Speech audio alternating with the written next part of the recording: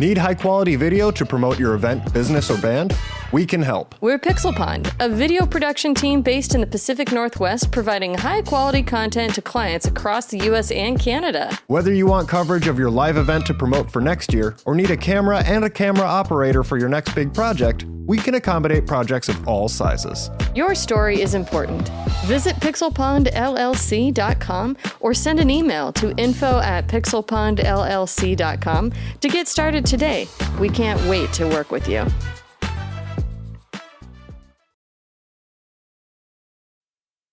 Coming up on Gamers Week podcast. Layoff Fest 2025 continues as yesterday. EA announced that it is cutting 300 to 400 jobs in service of driving future growth. The post closed on thanking everyone who has been a part of its journey, past, present, and future, adding, "We carry your legacy with us in everything we create." It does seem like the flavor of the layoff announcements has changed over time, where it used to be, oh, we've laid off some underperforming groups or some redundancies. And now it's like, oh, these are hard decisions. We love our developers, blah, blah, blah. Because we feel sorry for them, feel sorry for us by proxy. We're just as affected by this as you are. Yeah. We're family here. So this is like us losing part of our family. Uh-huh. Takes a bite of lobster. Yeah, exactly. Oh, so good and buttery.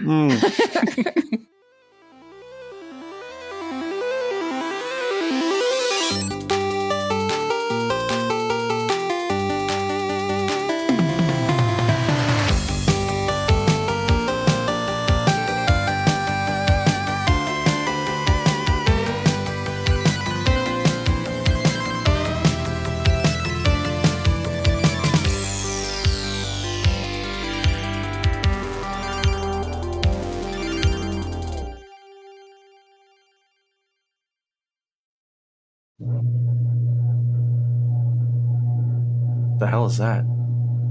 That noise? Yeah. Oh, that's my garage door. Okay. It'll be over in a second. I thought it was a vibrator. I got out the industrial strength vibrator. Shakes the whole house. It's great. There's that video online where it's like, the first guy gets out, it's like, hey, guess what? One of the three of us has a vibrator in our butt. Could it be me? And then it switches over. The next guy like, one of us has a vibrator in our butt. Could it be me? And then the third guy's just sitting there like,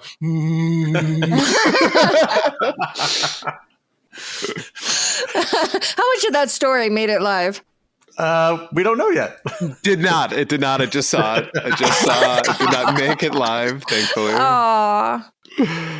All right, on that note, welcome to Gamers Week podcast. Like the name says, we analyze the best, the worst, and the weirdest headlines of the past week of the video game industry. This is episode 163, and today is Wednesday, April 30th, 2025. My name is Ryan, aka retrogamebrews, and I will be your host for this evening. But I have two fantastic co-hosts with me. First one is a man who has recently been named a shot caller for his local street game, the Tyler 2s, under the alias Fanny Pack Pacino.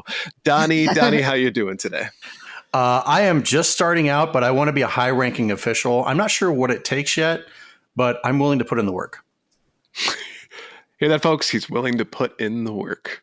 Take that as you will. I don't know what it means. But you're committed because it's been recorded. I've said a lot of things on recording that I've just kind of backed out on. So they call me liar, gamers. That's the liar right there. All right. Next up is a woman whose motto is "F them kids" and is willing to sacrifice your children if she has to come between them and her if a live cobra is present. Blue Williams. Blue, how you doing today? All those parents were perfectly fine with their kids sitting that close. I don't see why it's my fault if I'm just taking advantage of the seating arrangement. That's all. I just feel like if we were all chasing or being chased by a bear, I would get tripped by you and you would go, "Oh, sorry." If I saved the rest of the group, would I not be a hero? No, you killed me. But if I saved like 15 other people? Fair enough. Well, it's like those the Red Bull commercials where the one antelope drinks the Red Bull and He's like, oh, like you just have to keep, like, you have to be faster. It's like, no, I don't have to be faster. I just have to be faster than you. Drinks a Red Bull and takes off and like, oh, he's not wrong. All right, so why don't we go ahead and jump into our reviews, reactions, and requests. First up from Gooey Dude. My prediction for Outrun movie is that it will be passable and silly or weirdly good like The Island. I'm not familiar with The Island. Neither am I. Isn't that Ewan McGregor and Scarlett Johansson? And Yes. If it's got Scarlett Johansson, I'm in. You were in for Sydney Sweeney, too. I am. You're there's right. a pattern here. Someone likes the busty blondes. Mm-hmm. All right, next up from Sheriff Snacks. I think several of the songs Donaldo listed in his retro rewind were on the Nutty Professor 2 soundtrack. Was that on purpose, Donnie? No, but I mean, it was. I'm trying to think of the time frame when the Nutty Professor 2 came out, and I don't remember. I thought the first one was like 98, 99, maybe. How do you not know when this masterpiece of cinematic history was released? I've never seen the second one. I've only seen the first one. Hang I can't on. remember anything about the second one. July 2000. So if the July 2000 soundtrack of Nutty Professor 2 was driving the music charts in April 2001, that's what I hope is happening. But that doesn't make any sense, though, because those songs would have been that wouldn't have been in the Billboard top 10 a year later. Cause and effect, man. Yeah. God damn it. Now I got to check out the Nutty Professor.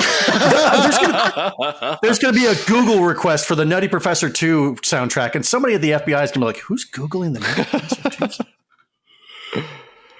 All right, last up is Arcade Main. In a Mean Girls voice, stop trying to make daddy titles happen. It's not going to happen.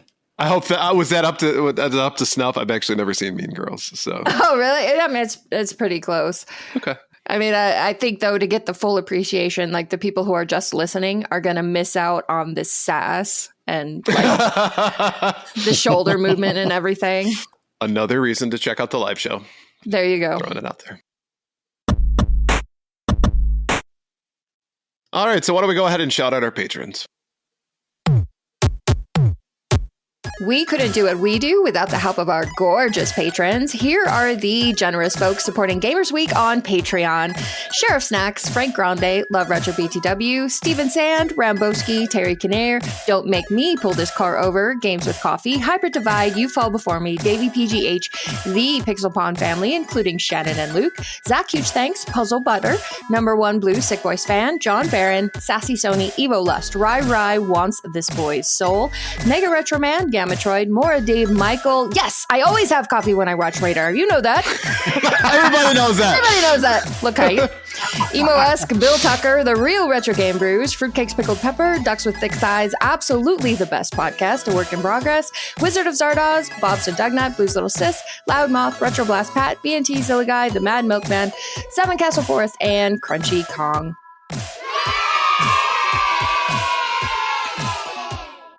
If you like what you heard today, and we really hope you do, please consider joining us on Patreon. Your support helps cover the cost of producing the show, as well as other cool stuff we'll be doing, like prizes and giveaways. You'll also gain access to our bi-weekly patron-only bonus cast called Gamers Week Uncut, Patrons with Benefits. Visit patreon.com/gamersweek or follow the link in the show notes to learn more. Hot! Too hot! Too hot! I love that it says Mr. Coffee, and he goes, where is it? And he goes, right here, sir. And it says Mr. Radar. So clever. Love Mel Brooks so much. There was only one song that I mentioned that was on the Nutty Professor 2 soundtrack, and that was Missing You by Case. So Sheriff Snacks, don't effing at me. You got actually. You hit a nerve and you got actually. I love that that's what you spent your time doing while she was reading. Not that you're doing anything constructive. I'll never go get my stogie. All right, so why don't we jump into our headlines? It's time to introduce our new sponsor. Our headline segment is proudly sponsored by absolutely the best podcast, A Work in Progress. Each episode, George and Zach discuss and rank all the best things, starting with deep dives into every movie in the Marvel Cinematic Universe. Our own Donnie G, yes, that's me, was a guest host in their most recent episode covering 2012's Dread. So this week's question is, what show or movie do you think should be adapted into a video game? Visit them at absolutelythebest.net or follow the link in the show notes. And that was a wonderful time being a guest on that episode, talking about the movie Dread in depth, every scene, and just how so much better it was over the campy 90s Judge Dredd film starring Sylvester Stallone. I thought campy 90s was your thing, though. It is. It was amazing. I loved it as a child. Going back and watching this movie now, you're like, eh. And then comparing it to Dread is amazing. Obviously, the comic book existed, right? And Yes. they made this campy version of it that just did not have the same feel as the comic where Dread does. And that's nice. It's nice they finally did some justice for that Of course. IP, if you will. But it still holds a place in my heart. This Judge Dredd. Yes. So if you're wondering where Retro Game Club podcast is, they're still a sponsor. They're going to be taking over the end segment sponsorship. So the two podcasts are engaging in a little consensual swapping. For those of you not listening at home, there was a wink at the end of that sentence. Or not watching. Yeah, but let's not go too far down the rabbit hole of Dread and make sure we answer the actual question. What show or movie do you think should be adapted into a video game? Oz. Yeah, the prison show from HBO. You know, turn that right into a video game. Care to elaborate on how the gameplay would look? I don't know, man. Just it's a political game. It's a choose your own adventure. Maybe you make decisions whether or not you want to help this guy out with killing this other person, and maybe you get rewarded with a lifetime of commissary, and maybe you get rewarded with a lifetime of something else. I don't know. Okay, Yeah, just a guess. Check out the beta or something. Before I'm not sold. I'm gonna go with Castaway. I think that would be a nice little cozy game that you could play, right? Okay. Ooh. Like a point and click? No, but more like a Animal Crossing kind of thing, right? You're on your own island, like you're hunting for stuff, right? There's Wilson, he's there. He's like, you start having hallucinations. And then at the end of the game, you have to reacclimate to society. Does it include the at-home dentistry? It does, actually. That's a mini game. So I feel like LGN would have made a Castaway game. Probably, and there would be bats in it for some reason. And The bats everywhere, yes. Yeah. You're right. Yeah. And spiders. yeah, Doogie Forever says Donnie's Oz game would be Bully, but in jail. Pretty much. That's not bad. It's pretty spot on. Yeah. So my choice would be Uzumaki, which is cheating a little bit because yes, it's a manga, but it's also got an anime adaptation, so it counts. But the anime adaptation was not very good, is the thing. It clearly didn't have a big enough budget. It was rushed. It was just not good. And so I think it would be the perfect adaptation for a video game because think about the set pieces, think about the enemies that you could do, the crazy design, think about the perfect scenario for a sanity meter. It would be an amazing game if it was done right. I'm going to agree with you because I have no idea what this is about. Yeah, me too. Okay. I'm not surprised.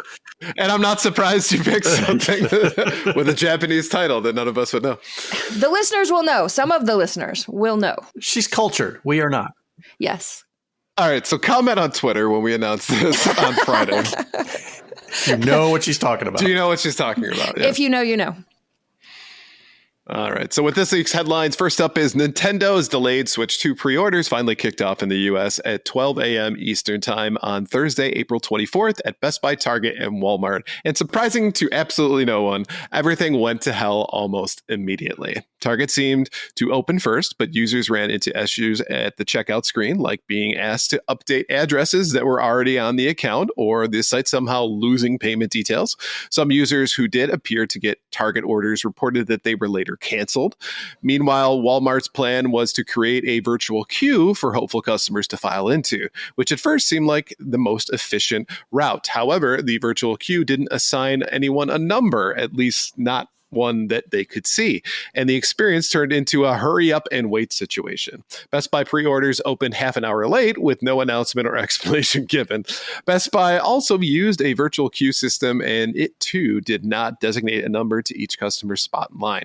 So there was no way of knowing how close you were to checking out. Users at both Best Buy and Walmart reported similar issues of getting items into their carts, but being unable to check out to various errors and slowdowns. The pre-order problem following Nintendo President Shuntaro Furukawa issuing a supply warning in Japan on Wednesday. Nintendo also announced this week that invitations to its direct sales in the US might not be available to everyone ahead of launch. Yikes. So this is the world we live in. The whole night during the pre-orders, I had that GIF in my head from Back to the Future where Biff is like, there's something very familiar about all this. Actually, I thought pre-order night was pretty fun. We had in our Discord, everybody who was trying to get a pre-order was together in the Discord. We were chatting who was trying what, who was getting successful. I actually secured a pre-order and it was pretty easy. I had tabs open in Best Buy and Target and Walmart. And then when it went live, Target crashed within 1 second. And Best Buy, of course, at the time, we didn't know why the site wasn't up, but it ended up going live half hour late. And then Walmart said, you are in line to purchase a Switch and your estimated wait time is 7 minutes. And I'm thinking 7 minutes is going to be way too late. They're all going to be sold out. Yeah. But I kept trying with Target. I kept trying with Best Buy. And then Walmart kind of very quietly in the background said, okay, it's your turn. Would you like a Switch? And I was like, yes, please. I would like a Switch. And checked out. And it was great. I got my Switch within 10 minutes of the pre-orders going live. And then I was able to sit there and keep everybody else company. Everybody had real problems getting through to Target and Best Buy and joining the Walmart lines very late and having to wait a long time. But within 2 hours of pre-orders going live, I think all but one person in our Discord had managed to get one who wanted one. I just don't understand how this wasn't better planned. They knew it was coming. I don't know. I guess we learned nothing from the pandemic and PlayStation and Xbox dropping. Right. And you're going to get a lot of traffic. Kudos to Walmart for having a queue that actually lived up to expectations, but still a lot of people I think ran into problems. Best Buy opening up 30 minutes late for no reason, right? And I'm picturing like the behind the scenes portion of that. It's like, are we ready? And they're like, yeah, we're ready. And like, oh, wait, we forgot about this one thing. And then everyone goes, oh my God, we're gonna be loud. And they're just like, just hit the button, just hit the fucking button. And then it popped up 30 minutes, later. And imagine 29 minutes in, you give up on Best Buy and you go to bed. You find out 1 minute later you could have gotten your Switch. Yeah. This is exactly like Netflix, what they experienced with the Tyson fight. Like, oh yeah, we're ready. We're ready to handle something like this of this magnitude. Right. Yeah, that's no problem. We can do this. Yeah, we beefed up our infrastructure. We've done all this stuff. And next thing you know, it goes live and everything goes to shit. And you were really unprepared just to how many people were actually going to get to your site to watch this fight. And it just completely sank it. A perfect analogy, Donnie, on that one. Walmart, Target, Best Buy all have the capability to host that many users at once. Let's be honest, right? Netflix did too. But for one reason or another, they just weren't prepared enough for it. And that's two different types of traffic. You're talking about live streaming traffic versus just e-commerce traffic, which most of the days now you've got these big businesses that their stuff is hosted on Amazon, AWS, where they can have auto scaling groups and load balancers that scale to your requested needs. We're going to start to see this much traffic. Okay, this automatically goes up, scales your instance size. We can take all this traffic. So I'm not exactly sure what went wrong here. Most of these big companies can prepare for this amount of e-commerce stuff because it typically happens on Thanksgiving, Black Friday. You're absolutely right. That's it. Is that this happens on Black Friday or Cyber Monday or whatever, right? Happens all the time. So I just don't get it. My other thought though was, and this is purely speculation, but what if it's that everybody is opening up several pages at once, trying and hitting refresh for each one of those pages. So You're not wrong. Pinging the server multiple times because people at this point kind of expect that there's going to be problems. So let's get ahead of it. Let's put as many tabs open as possible as that we can get in order to get this thing. I mean, who would do something like that? I don't know what you're talking about. TK85 says, my PS5 pre-order was a true great moment for me. I forgot what time they started and showed up 30 minutes late, but Walmart's site had crashed and I managed to join just as it got back up and magically got them. You won the freaking lottery on that one. That's great. But yeah, of course, you can't also ignore the impact of scalpers. Yep. In situations like this. Now, whether they actually have the impact because they're in there trying to buy everything, or it's just people being afraid that they're in there trying to buy everything. And so then you have the 5-tab situation. But I think we've all been a little traumatized by console drops now. And the state of the world is that you just can't walk into your store necessarily and get one like you used to be able to do. So it's like I think I said a couple weeks ago, it's like the Hunger Games. You get in, and if you get lucky, then you get one. And if not, you're going to be stuck fighting the masses for who knows how long until the stock becomes plentiful. And that's really got to affect the user experience, like for people who can't get their, I mean, I remember how many people were really disappointed not being able to get a PS5. I mean, it maybe didn't take away the excitement or desire to get one, but still, rather than having it be something that's organized and they're expecting this amount of sales. I mean, what it was like 2 million sales pre-orders, something like that. And Nintendo said basically we weren't expecting that. Come on. Yeah. Come on. You weren't expecting people to go crazy over your newer console that you said is going to be just like a PS4, PS5? Really? Okay. Well, it does kind of throw perspective on all this screaming and hollering of, we're not buying this, drop the price and all that blowback. And clearly it didn't matter whatsoever. And that's kind of what I was going to say is the demand for these things is so high that the companies who are selling them, whether it's console makers directly or whether it's the retail companies, they have no motivation to improve the customer experience when it comes to buying one because it doesn't matter because they're going to have people breaking down their doors to buy them all the very second they go live. They don't care how their stuff is getting purchased. They don't care if a scalper is buying 10 of them. They just know that they're making money. Well, while it's unfair to everybody else, for the corporations and the companies, they don't care. Yeah. And most of these retail stores don't want to sell things retail. They would much rather sell it online. It's a lot easier for them. They control it from a large hub logistically. They just ship it out to you at your house. Makes it a lot easier for them. Why continue to push retail sales when it's just not a moneymaker for them in the end?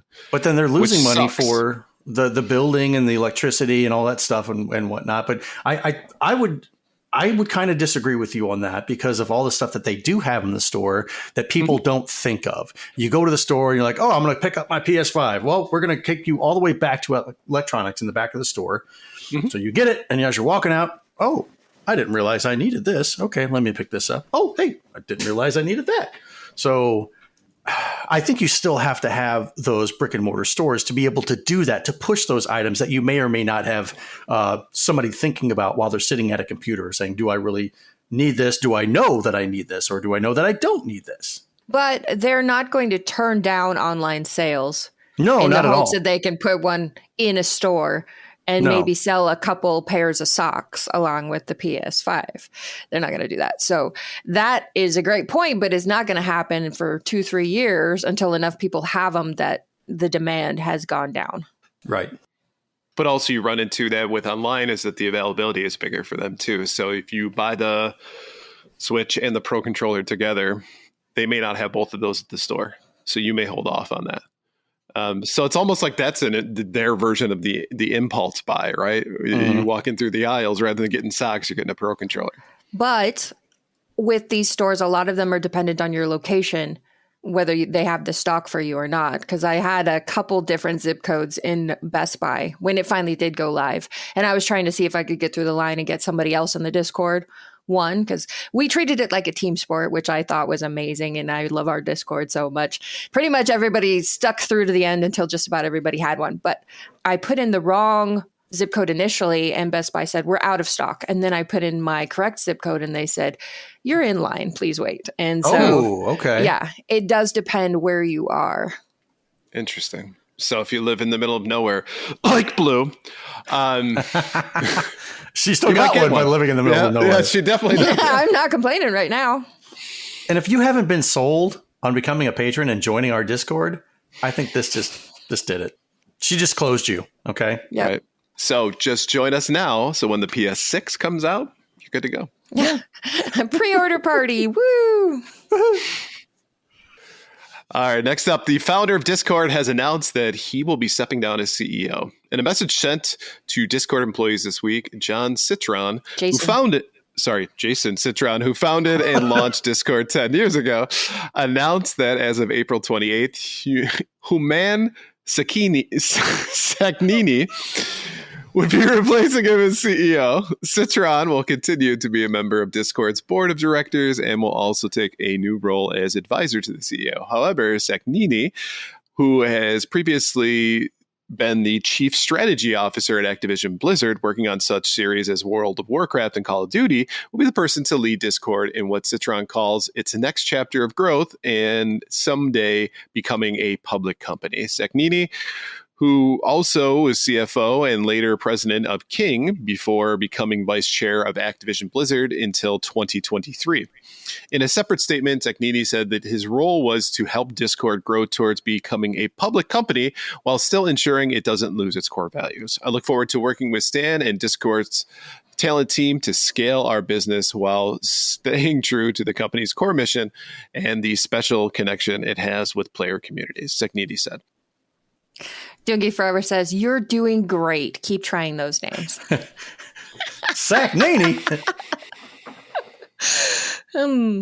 So we have long enjoyed Discord as a platform. As gamers, we have all long enjoyed Discord as a free platform for us to go build communities and connect and chat and video chat and share our gameplay. And I don't think it takes someone with preternatural foresight to see what's going to happen to a platform like that when it's taken over by a guy who has on his resume a mobile game company and ActiBliz. ActiBliz. I forgot all about ActiBliz. How could you forget ActiBliz? I don't know. Just a lot of stuff has left this head. And that is expressing interest in becoming a publicly traded company. Right. Let's make this as profitable as possible so we can sell it to the highest bidder and therefore nickel and dime all of our users in order to it, because Discord is not going to be free in a year. It's going to be a charge, an upcharge of some kind, right? You won't be able to post in Discord. You'll be able to read it for the free version. But if you want to say anything, it's going to be $1 a month and then $8 a month. Yep. I mean, it's already kind of expensive if you get into Nitro and stuff like that, right? And if you're boosting your server, it's already expensive if you really want to run a community and provide additional perks for your people. Every company out there pretty much is trying to find ways to get more money out of their users, out of their subscribers, or what have you. What once was free, now they're like, hey, we can make some money off this. Do you think that the years that we've allowed people to use this for free and get acquainted with it, now if we start charging them, they're going to say, oh, well, I can't live without this, because Discord is the de facto thing that we use to have our communities, for all the Twitch streamers and everybody else. And we really need to keep this going. So $8 a month, that's not terrible. I hate how that's the thing now, but yeah, just wait till you have to pay an extra $10 on top of that to get a check mark by your name. Blech. Nope. $3 a month to avoid ads. Yeah. I mean, now that you mention it, we have enjoyed a very idyllic experience on Discord because it's been free. There's no ads. And so on the one hand, you can't blame Discord for saying, we need users to pony up something because this place takes a lot of money to run. Okay, I can understand that. But I am concerned about how they're going to go about it now with a guy whose bread and butter is microtransaction hell. And as you said, nickel and diming for every single little thing. Yep. I mean, I would be more likely to I'll pay a monthly subscription. Because Discord is worth it to me, but I don't want to have to pay per server that I'm in. And suddenly you have to choose which of your friends' servers matter the most to you, or, any other number of ways that they could cheapen this experience for us. Sorry, you use your allotted 5 emojis for today. Oh, the whole site would implode if you started restricting emoji use. Sanity it would all be screwed. Sanity's fault. Yeah. I mean, Sanity does post in the chat. I can only imagine the server burden they have with all those GIFs and media files logged for all time. Sanity is probably responsible for at least 20% of that. Watch this mobile game ad to earn 3 more emojis. Yeah. That's like a Candy Crush type thing. Made my Ken, skin don't crawl. put that in the universe, please. He just did. As Sanity spams us with emojis. Well, he's got to get them in now where they're free. I hope there's an alternative. You know how when Twitter went down the tube, there was Blue Sky, and the Threads for a minute, right? Everybody was like, let's go to Threads. And then a week later it was like, what's that again? Yeah. We're back. But here's the thing. Honestly, is anybody having the same experience on Blue Sky that they had on Twitter? And I don't mean as far as, you got away from the trolls and stuff, but there's just there's no engagement on Blue Sky. There's just not. I think one of the biggest problems from a community perspective is that it's just limited. For example, no group chats. You can't post GIFs or emojis or react to things in DMs. So that's a big part of it. Yeah. And not to go down a rabbit hole of Blue Sky, but just to say that the alternatives may pop up, but they're usually not as good. Tiki85 said, didn't Twitter just announce that DMs are going away? Did they? They did. What? Yeah, Elon got caught propositioning baby mamas, and now DMs are going away. Oh, because just sell the company already. Just Jesus Christ. I heard that Tesla is seeking, or the board for Tesla is seeking a new CEO. So really? Okay. Well, don't buy a Tesla yet because he still owns like 51% of the stock. I'm never buying a Tesla. No. Even if I could afford it. Yeah. No, thanks. I'd rather buy a 91 Honda Civic. Or like 91 Honda Civic. Yeah, because those are beasts. Those are meant to last. Yeah, One but I in every think color. there's examples of that across the board, though, of bad alternatives, right? So things that didn't work. So, with Threads, Kick, even YouTube couldn't figure it out, how to do it very well. Yeah. It's wishful thinking, I think, for me at least. But knowing this is going to happen, maybe we start a Discord alternative. Donnie, you're a network guy. No, don't do that bullshit. That's coding. That's developing. That's not me. Sorry. You got a year to learn. All right. Unfortunately, Layoff Fest 2025 continues as yesterday. EA announced that it is cutting 300 to 400 jobs in service of driving future growth. The majority of the cuts will affect EA's experience team, which typically serves to support players in customer service, fan care, and marketing, although other EA departments saw reductions as well. Roughly 100 layoffs are coming from EA's own studio Respawn, specifically the Apex Legend and Star Wars Jedi teams. This is accompanied by the announcement the studio is canceling 2 early-stage incubation projects, one of which was reported to be an extraction shooter set in the Titanfall universe, codenamed R7. These decisions aren't easy, and we are deeply grateful to every team member affected. Their creativity and contributions have helped build Respawn into what it is today. The statement added, confirming the company was offering meaningful support to those impacted, including exploring new opportunities with EA. The post closed on thanking everyone who has been a part of its journey, past, present, and future, adding, "We carry your legacy with us in everything we create." One of the most notable narratives in this particular round of layoffs surrounds Apex Legends writer Heather Woodward, who was laid off 24 hours after the game debuted. Sparrow, the new character she had spent a whole year writing. In the first 4 months of 2025 alone, 1,800 developers have lost their job, with cuts for closures at Free Jam, Splash Damage, Piranha Games, Jar of Sparks, Ubisoft, Probably Monsters, Iron Galaxy, Sumo Group, Liquid Sword. I feel like I'm reading the patrons. NetEase Games, Post Interactive, Night School Studios, Striking Distance, Until Dawn remake developers, Ballistic Moon, and most recently, Eidos Montreal, Playside, AppLovin, Neural, and Reality Labs. EA Sports. It's a canceled game. I will say, part of the journey, past, present, and future, we carry your legacy in everything that we do. Like, if I'm getting laid off, I don't fucking care. Great. Yeah. Congratulations. Well, yeah, it's hilarious because literally we carry your legacy with us and everything we create, which is code for we're going to take your work and then lay you off. And we're going to continue with the work that you did for us. And we're going to make the money while you're getting food stamps and looking for new jobs. That's a Ray Kroc McDonald's type shit right there. I'm going to take the hard work that you did and I'm going to manipulate things and I'm going to make the money for it. I'm going to reap the benefits and the reward. Right. But see, when you do this, your PR department takes that truth and spins it. And you're supposed to drink the Kool-Aid and say, well, see, they're sad about it. They'll remember us when we're gone. Does anybody believe this bullshit? Oh. But at least it wasn't one CEO just being like, well, they're dumb. That's why we laid them off. Like, we've heard a bunch do that in like the last year. So true. Kudos to their PR team. Sort of.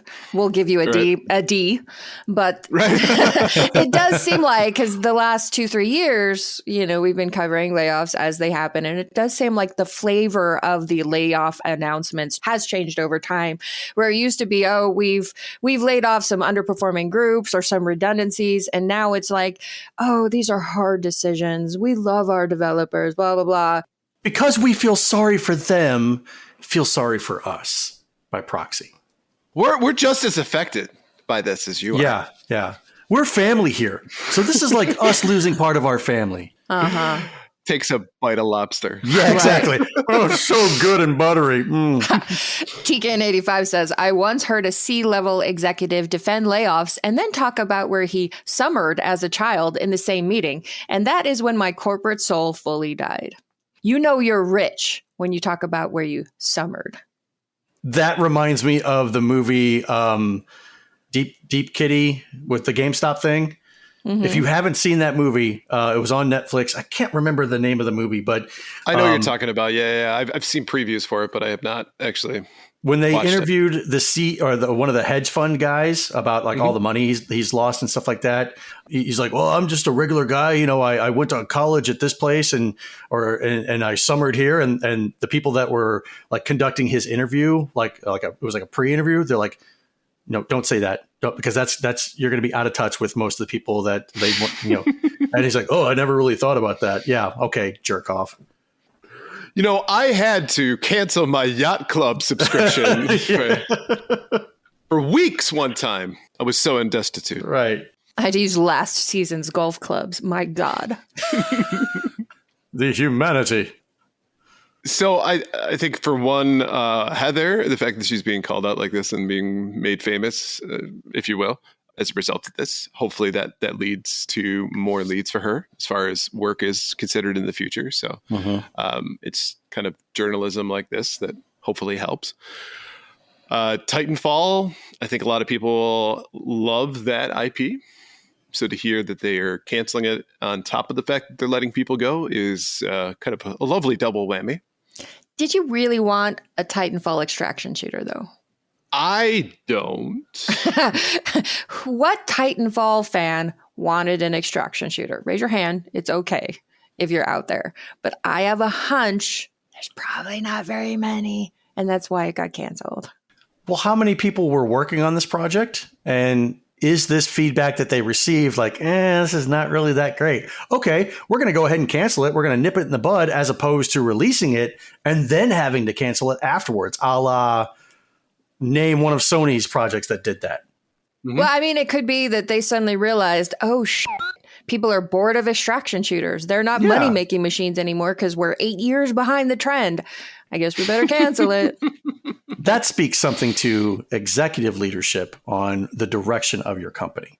Yep. So you shouldn't be laying off the lower workers, but the guys who come in and say, oh, I've had success with this company and this company, and now this is the vision we have set. That vision ain't working. Oh, let's lay off other underlings. Will that save my job? It's better for me isn't always better for we. That's right. You really want to punish these CEOs, take away their ability to summer places. We're canceling all summering. No more summering for you. Anybody who's ever said, I've summered someplace, I just want to like grab them and shake them. And then do what? That's it. Maybe spit their mouth or something like that. I don't know. I thought this was going to get into a fun scenario, right? It could. That's all I want to do. Zoom, zoom, zoom, and a boom, boom. Shake your rub. You got it. All right. So next up and lastly here, Call of Duty Black Ops 6 Season 3 is continuing its line of weed-themed additions with a full-on Seth Rogen Operator. Activision unveiled how the marijuana enthusiast and Hollywood star will join the iconic FPS's string of cameo characters in a blog post on its website.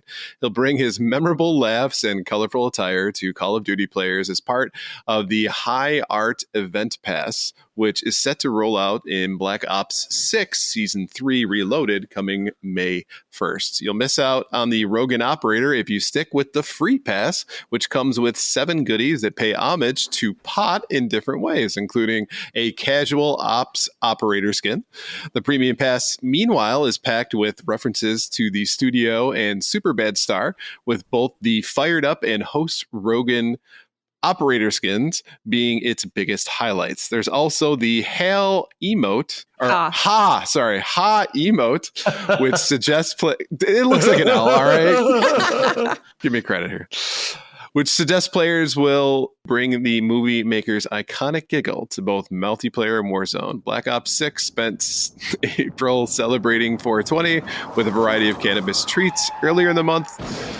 Other weed-themed operators also appeared in the form of 2 iconic buds, Jay and Silent Bob. The pair dropped in April 10th, allowing fans to run iconic around either Jason Mewes or Kevin Smith while adding to their ever-growing list of bizarre operator Call of Duty has added over the years, which include other crossovers such as Terminator and Teenage Mutant Ninja Turtles.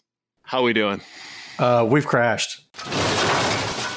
Twitch has crashed. You guys can still hear me and see me? I can hear you. You sound like a robot. Well, that's unfortunate. Haas and Pfeffer Incorporated? We're gonna do it. So I'm going to start streaming on OBS. Did you catch that? No, I got nothing. All right. Donnie, you're so distorted. We can't even understand you.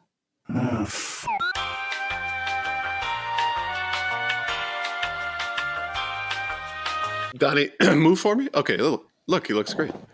Oh, yeah. Like Zencaster never stopped for me, so that's Which good, is at great, least. because it never stopped for us either, so we're still recording. Cool. Sorry, everyone. Yeah. The gist of the story is that Seth Rogen and Pot is coming to Call of Duty near you. As a paid skin. So that's the question. Do you like Seth Rogen enough that you would pay for him? I'm just trying to think to myself, like, what executive board meeting where they're like, you know who we need for this? Seth Rogen. Right? Yeah. And then somebody was like, wait, don't you mean Joe Rogan? Like, no, the hippie guy. Yeah. The hippie guy. I mean, I think they both smoke a lot of weed, so. If this is like super successful, I'm really looking forward to people talking about how their entire lobby is just full of Seth Rogen. Well, what better way to like haunt people's nightmares is to kill them in the game and then do Seth Rogen's laugh. that they hear it every time they die. They hear the laugh, and then it's like a Pavlov's response. Every time they hear him laugh from then on, they just get go to the movies and he's in it and he laughs and just yeah, have a rage attack. I thought they did add a Towley character to Call of Duty or something like that, Clayman. And welcome in, Clayman. you get killed by him. It's like, don't forget to bring a towel. All right. So why don't we go ahead and jump into our top 3 new releases? All right. First up this week, we have Shotgun Cop Man out on Switch and PC. Propel yourself to justice and glory on a journey through hell in this punchy, crunchy, son-of-a-gun precision platformer from Devolver Digital and the creator of My Friend Pedro. Dive into an action-packed campaign in over 150 levels and face off against intense boss battles, then put yourself to the test and beat all the no-damage, speedrun, and kill-all challenges. Next up is Despelote out on PS5, Xbox Series X and S, PS4, Xbox One, Switch, and PC. Despelote is a soccer game about people. Get immersed in the streets and parks of Quito as you dribble, pass, and shoot your soccer ball around town and see what happens when you kick it someone's way. Feel the city change as Ecuador comes closer than ever to qualifying for the 2001 World Cup. And then finally, Moroi out on PC. Moroi is a grimdark fairy tale with an even darker sense of humor. Experience frantic combat, perplexing puzzles, and a twisting narrative anchored by a bizarre cast of characters. Several playthroughs of Moroi will be required to experience all the game has to offer, from subtle changes within the story to the multiple fate-changing endings. So out of these 3, what are you in for, Donnie? Despelote. Soccer? No. Immediately saw that. It's like, nope, I'm out. I don't care about soccer. I don't care if you're trying to take the FIFA out of this and putting into something else. No, does not interest me. Shotgun Cop Man sounds like it would be awesome. I looked at the game, and while it looks cool a little bit, it does look like something that somebody used Game Maker to make. And that's not saying it couldn't be fun. I don't know. I don't really know about this game. It looks like something I might spend about 5 or 10 minutes on and just be like, yeah, okay, move on to something else. Moroi, that looks good. That looks really freaking good. I like the top-down angle because then I can kind of see everything. And it's not like the camera's going to go all wonky and make me look out into nothingness, and all of a sudden the enemy's right behind me and shoving something you know where, which is what I experienced with Elden Ring. So, go on. It looks dark. It looks gritty. And the frantic combat, perplexing puzzles, that sounds interesting to me. So Moroi is going to be my choice this week. Nice. All right. What about you, Ryan? Despelote looks like a dungeon crawler with soccer that was filmed with a Game Boy camera. Okay. It's weird. I mean, am I way off base by saying that? It looks weird. You're not off base, but remember that one game that came out? It was like the cooking game, and it was because of this guy's personal experience with his mom and moving from like one country over, and maybe is this something kind of like that? Could be. Okay. I'm not willing to jump feet first into it to find out. I will wait for the reviews to come in. So that's a no for Despelote. Okay. Next up is Shotgun Cop Man, which sounds like a title that was typed into ChatGPT. The premise of it is that you are a cop that is arresting Satan in hell. Satan's already in hell, but we need to arrest him while he's in hell. Right. Maybe don't understand that. Maybe hell has laws and you're a hell cop. And if Satan broke hell laws, then he has to go to jail just like anybody else. So Satan's not the supreme dictator of Satan's hell? Satan's not above the law in hell. So what you're saying is he's got morals. All of a sudden, Satan's got morals. Yeah. He's got laws he's got to follow. Yeah. Yeah. Whatever. It looks like Super Meat Boy. Yes. It also reminds me a bit of like a Metroidvania a little bit, right? I don't think there's as much open world exploration per se, but there's a lot of bouncing, jumping, utilizing different weapons, that kind of thing. So there's a bit of that. And I think this is one of those ones that speedrunners are absolutely going to love, going to go ape shit for. I'm not one of those people. I'm going to guess that this is going to be really hard, which of course scares me. So I'm going to pass on the award-winning naming of Shotgun Cop Man, which brings us to Moroi. Looks super awesome. Mm-hmm. Top-down perspective reminds me a bit of Super Smash TV. Super Smash TV. There it is. Yep. I know you. The other piece, though, is what I recognize while watching some of the trailers is that there are moments in which things explode that actually end up preventing you from seeing what's happening on the screen. So that is one of my concerns with it, but it looks gorgeous. It's got a really almost like Tim Burton-esque art style to it as well. That seems appealing. So it would be definitely something that I would consider picking up. Just again, it also looks pretty freaking hard, but if I'm going to pick one or the other, I think probably Moroi is less about repetition and having to do those like leaps of faith than Shotgun Cop Man. So I'll go with Moroi on this one. Nice. All right. Blue, what about you? Well, unlike you party poopers, for 2 weeks in a row, I would play any of these games pretty happily. Despelode? Okay, really? now, you know what? We'll start there since both of you just kind of took a quick look at it and then immediately started to poo-poo it. This looks like a really touching, heartfelt indie game that somebody absolutely poured their soul into, telling the story of a particular moment in their childhood, and it's centered around soccer. Now, as far as the gameplay, it's as far as I understand it, pretty inspired by Untitled Goose Game. So if you enjoy kind of that sandboxy area where you can go around and do whatever you want, this is kind of like the same thing, except for it seems like you can kick a soccer ball around or kick glass bottles around and break them and just get into all kinds of trouble. But while that's happening, you're kind of exploring this moment in time in Ecuador in 2001 surrounding the World Cup. So I'm not a soccer fan, but I feel like that there's a story here that could make soccer and the experience more approachable to someone like me. Was absolutely nothing tying me to this. If I don't like soccer, then if that's the major point of the game, it's not going to draw me in to make me want to play it. I don't think it necessarily is soccer. You're not playing soccer. You're just kicking the ball around. It's a I take mechanic. it back. Right. I understand that, but it's centered around soccer. Well, you don't have to play it.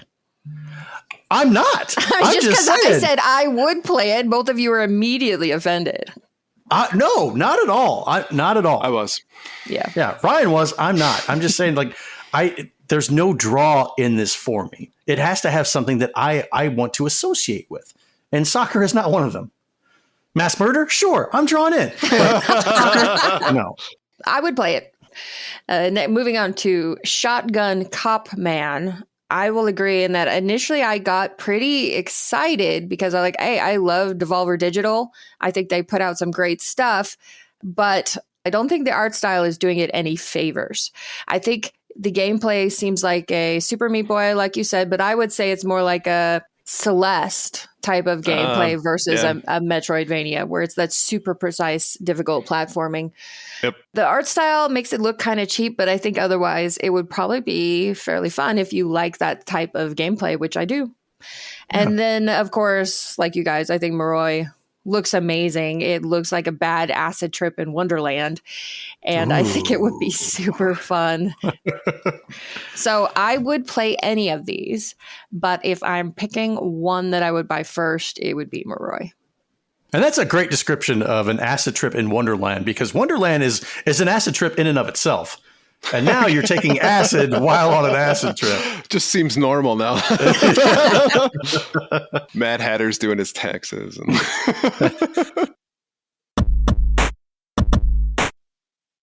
Before we move on, let's take a quick break to talk about our sponsor. This segment is proudly sponsored by the Retro Game Club podcast. It's a fantastic family-friendly retro gaming podcast. In each episode, Rob picks 2 games to play and discuss, as well as news, interviews, and other topics. Right now, they want to know, what video game or series do you think needs to be adapted into a movie or show? Wait a second. What? Foam down, flip it and reverse it. It's your plan if a flanyak. Send your answers to email at retrogameclub.net or follow the link in the show notes. I feel like this show is being sandwiched together by those 2 questions. Did you like being in the middle of a sandwich? I volunteer to be the meat. Yeah. The bologna? Bologna. Bologna. What video game or series do you think needs to be adapted into a movie or show? Okay. Alicia Dragoon from the Sega Genesis, starring Sydney Sweeney. Send it. Ooh, okay. I had that game, I think, on... Yeah, I've got that game. I suppose you're going to be watching the Frick. The Frick. Yeah. The new game that just came out with the 2 players. Huh. The 2 writers, and one was the fantasy writer, and one was the sci-fi writer. Just like the game that came out with the 2 players. Like, yeah, great. Nobody puts out 2-player games anymore. Split fiction. Agent Nil says split fiction. Thank you, Agent Nil. Yeah. Sydney Sweeney going to be in the split fiction adaptation. I suppose she'll be first in line to go see it. First. You know, the game that has the thing with the 2 people. That, Agent Nil know what I was talking about. The movie with the guy was in the other movie with the other guy. We knew what you were talking about. We were just giving you a lot of shit. I'm the dude that's playing the dude. I know what dude I am. So I've got several, right? One of them that's on the top of the list is Castlevania. I love the animated series Castlevania that Netflix put out, but I would really like to see something live, and hopefully they don't mess it up, like a live action Castlevania. I know you got the cringe face, like, I don't think so. They probably would mess it up, but I would like to see it. Along with something like Mega Man, Metal Gear. I'm surprised they have not done a Metal Gear series by now, but with the cinematics and stuff that we've received in the Metal Gear series, do we really need a Metal Gear series? Well, they had that Metal Gear movie that's been caught in development hell and not going anywhere. But it hasn't been released yet. No, because I don't think it's going to be. Yeah. And then, of course, Night Trap and Smash TV. Tegan85 said 1,000% live action Castlevania would be the Castlevania 64 to Anime's Symphony of the Night. Love it. Yes. Would it be Castlevania Legacy of Darkness, though? That's the question. I don't think it matters, but both. So hear me out. I think it's the Great British Baking Show needs like a Wii level shovelware adaptation of a game where you use the motion controls to bake the things. So like Cooking Mama, right? I'm surprised they didn't come up with that, right? I mean, I got a copy of American Idol for the PS2. Right? Or like Cake, is it Cake or Not Cake, you know? Right. That one? Do you have Cooking Mama 2, though? Cooking Mama Why do you 2. have that at hand, Donnie? It's a case and manual. I'm getting ready to put it up on eBay. There you go. That's why. Uh-huh. But I'm glad it was sitting right there because it segued right into it. But yeah, it was the Wii was the golden era of shovelware, and they still release Wii games from time to time. I think usually just Dance, but Just Dance. Great British Baking Show deserves its own shovelware adaptation with motion controls. Okay, I agree. Brian, what's your choice? Alicia Dragoon starring Sydney Sweeney. Oh, that's right. Send it. That's right. Sorry. Blue, what's your choice? Hi, I'm Tom. Right, I was to say, like, we're Groundhog Day. Great.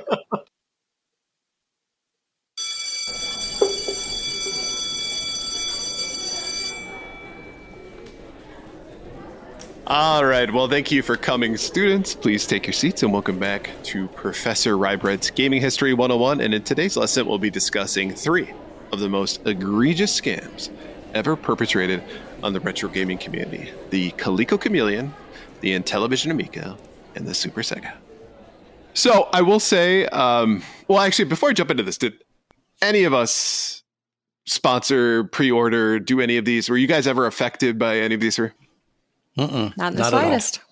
Good. So I'm not like rubbing salt in a wound. So that's good to hear. Would that stop you? Because I kind of don't think it would. I think you would rub harder. Moving on. So, I mean, if we look at scams, they're nothing new. They've likely existed since humanity has existed. But in particular, we're going to look at three recent scams that played on the nostalgia of gamers that promise kind of like revolutionary gaming experiences that actually never came to fruition. And this, I will admit, bothers me personally because it not only preys on people who are just looking for another way to enjoy their hobby, but these scam artists have often riled up communities against themselves. So what we're going to do is we're going to take a look at how they were done, who was involved, and what the outcomes were. So we're going to do them in chronological order, starting in 2015 with the Coleco Chameleon. Now, this was originally pitched as the Retro VGS video game system. The Coleco Chameleon was meant to be a cartridge-based console that rivaled the golden era of gaming with, say, modern touches. So no downloads, no updates, just plug and play. And it actually promised a review to simpler times in more of a modern shell. So targeting, the nostalgia of gamers who were yearning for physical media in an age that was increasingly dominated by digital games. So the project was actually spearheaded by a gentleman by the name of Mike Kennedy, who is a retro enthusiast best known for Retro Magazine. And after a failed Indiegogo campaign, which should have been a red flag right there for anyone, under the name Retro VGS, Kennedy managed to license the Coleco brand and rebranded the device as the Coleco Chameleon, hoping that the retro name would add some legitimacy to it. Well, unfortunately, at the 2016 New York Toy Fair, a prototype of the console was shown to the public. But a sharp-eyed set of internet sleuths on forums like Atari Age quickly noticed that the quote-unquote prototype was just a gutted Super Nintendo Junior motherboard stuffed into a repainted Atari Jaguar shell. He didn't even try. No, it's so low effort. And rather than like admitting it or coming clean, if you will, he doubled down. So a few weeks later, he actually created a second prototype that he put online. And this time it was outed that it was just a video capture card from a PC rig awkwardly mounted inside the case. So obviously the deception was undeniable. And Coleco Holdings later learned of the stunt and they immediately pulled their support. Issuing a public space statement distancing themselves from the project. So kudos to Coleco for recognizing a turd when it was a turd. Wow, wow, wow, wow, wow. Only after they stepped in it, but I guess better late than never. True. What is this? That was the Amico on the bottom of my shoe. All right, next up is the Television Amico, starting in 2018. The Television Amico aimed to be a wholesome, quote-unquote, family-friendly alternative to the console wars. It promised couch co-op simplicity, affordable pricing, and a library of exclusive games that you could find on no other platforms, including Earthworm Jim 3. Yeah. It was a bold revival of the 1980s Intellivision brand with a new generation. So the face of the Amico was my favorite person, Tommy Tellerico, a video game composer and a TV personality best known for Electronic Playground and Video Games Live. He brought charisma, nostalgia, and enough enthusiasm to rally investors, retro fans, and media outlets behind the project. Later revelations about Tommy revealed that he had a history of making bold claims, including several Guinness records as most prolific video game composer, most video game concerts performed, largest audience for a live video game music concert at 752,000 in China, and a person who has worked the most on the most commercially released video games. Remember, these were all done through Guinness Book of World Records, which is a highly reputable source of records. Can you feel the sarcasm? Mm-hmm. Which, by the I way, felt it. lines up with that he allegedly stole music compositions and credit for game developing prowess that he had nothing to do with, making him the video game equivalent of Frank Dukes or Steven Seagal. Okay, USA. So the Amico collected millions in funding via Start Engine, Fig, and other direct pre-orders, and it promised an October 2020 launch, which, I guess, never happened.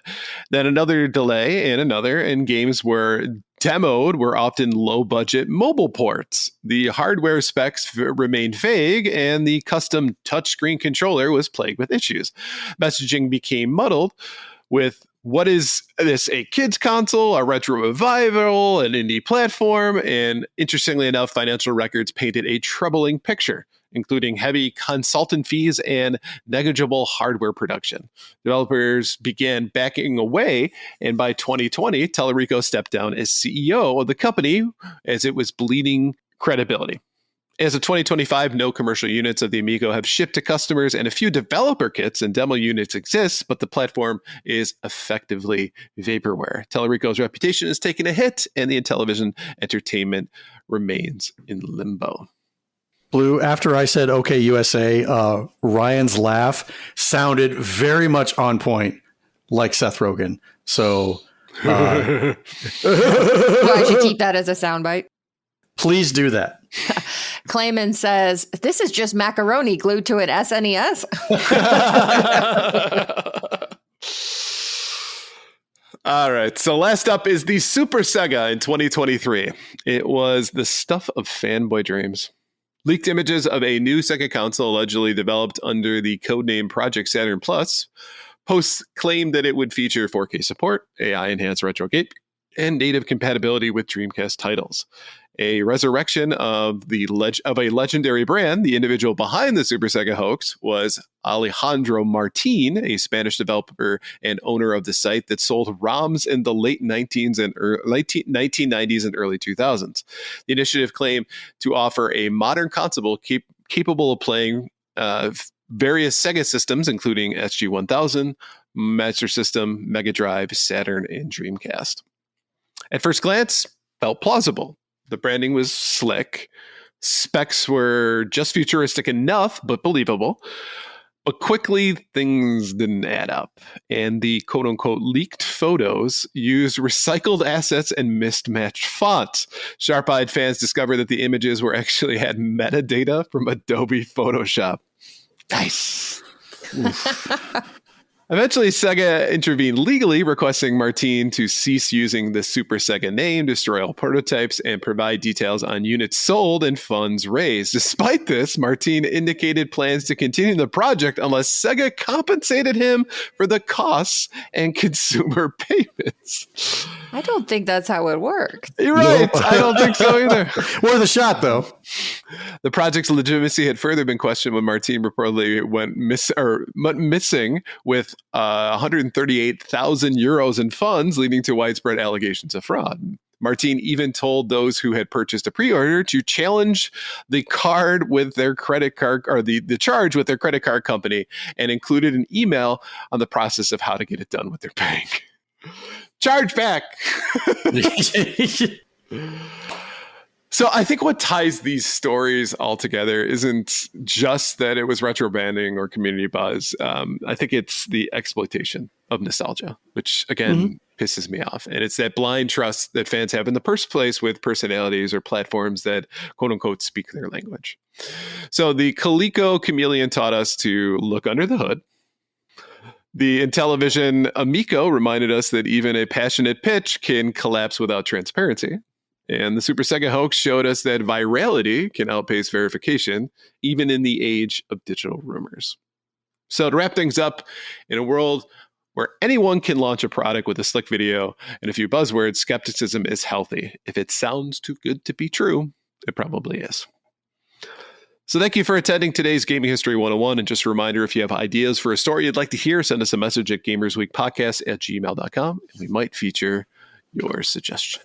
But I am glad that there are those people out there that are still willing to be the investigative source. Absolutely. And call people out on their bullcrap.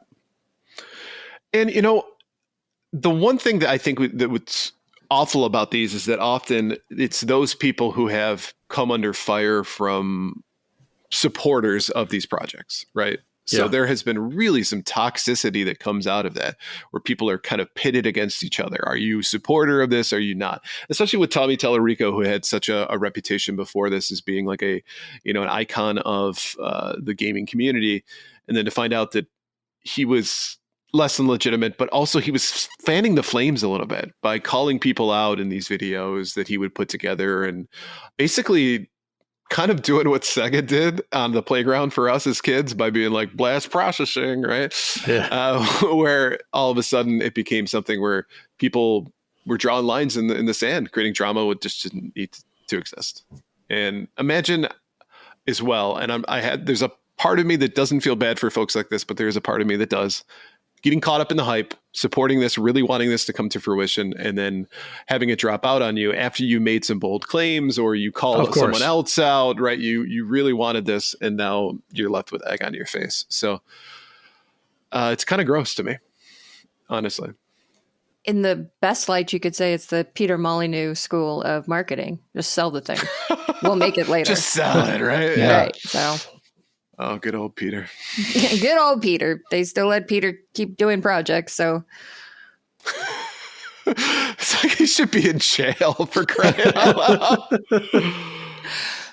All right. So thank you for listening to episode 163 of Gamers Week podcast. And a big thank you to the Retro Club podcast, Love Retro BTW, Pixel Pond Production Company, and the absolutely the best podcast, A Work in Progress, for sponsoring this episode. Don't forget to check out their links in the show note. And if you want to connect with Gamers Week, follow us on Twitter and Blue Sky at Gamers Week PC. Follow us right here on Twitch at twitch.tv/Gamers Week Podcast, where we record live every Wednesday at 8:30 Central Standard Time. Email us at gamersweekpodcast@gmail.com. Visit our merch store at gamers-week-podcast.creator-spring.com. Or if you'd like to do it the easy way, follow the link in the show notes. And last but not least, join us on Patreon at patreon.com/gamersweek. Finally, since you made it all the way to the end of the episode, please leave us a rating and review to let us know how we did. We really do value your feedback. And while you're there, consider subscribing on iTunes, Spotify, or your podcast platform of choice. What are we laughing at? If you're just listening, you missed Donnie, who's insisted on doing the show without his glasses tonight, doing the old man squint at his screen on camera. Let me check that for you. That's what happens. Like if I go into a fast food place or anything with a menu that I got to look up, I'm just like, I went into the baseball card shop like 2 weeks ago. And I'm in there, like they got stuff on the wall, and I'm just like kind of squinting because the prices are really small, and on all these boxes, I'm like, what the, like how much? God damn it! I just left. I was like, I'm not going to do this. They should know that the only people interested in buying baseball cards are the bifocal crowd. Right. They should have a complimentary magnifying glass to give into everybody that over my age that comes in there, so you can see everything. Like, okay. Yeah, I'll take one of that one. I'll take that one. Yeah, I'll take that one.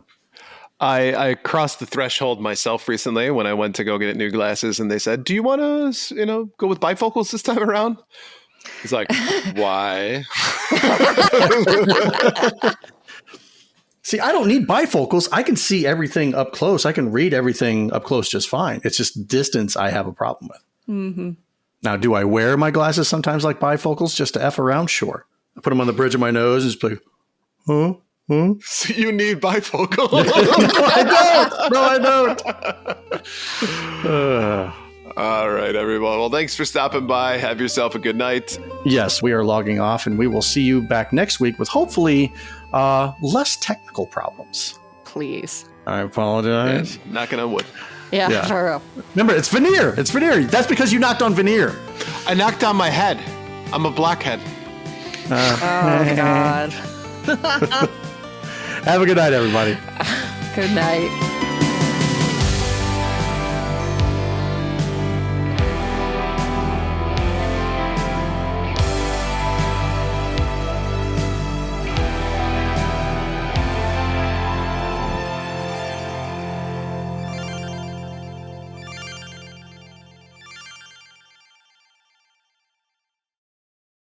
So recently heard a statistic that 10% of women between the ages of 18 and 25 have an OnlyFans. Mm-hmm.